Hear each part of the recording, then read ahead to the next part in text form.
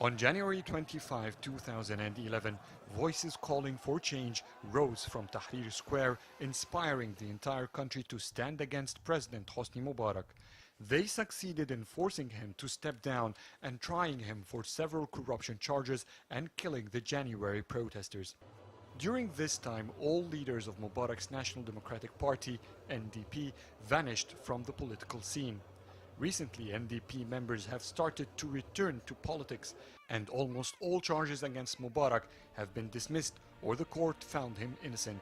Many of the youth power who ignited the 2011 uprising now believe nothing much has changed.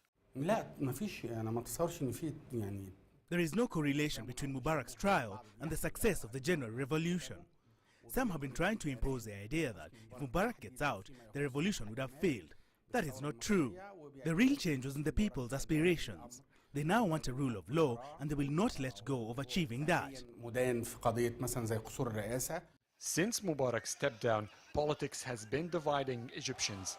It peaked when Islamists led by the Muslim Brotherhood rose to power, were ousted with popular support after the June 30th protests in 2013. After the army ousted President Mohamed Morsi, extremists started a series of bomb attacks. It is still shaking the country, taking away a feeling of stability and security that Egypt used to enjoy during Mubarak's last decade of rule. This month, President el-Sisi recently announced that facing the corruption inherited from Mubarak's years of rule is going to take a lot of time and effort, so even a hope for a better year in 2015 is conditional. I am optimistic of the future as long as we work for it. There's a lot required from us to do. There are those who have been conspiring against the country since the revolution began. They will keep on trying to interfere in our affairs and to make the revolution fail. We must be aware of that.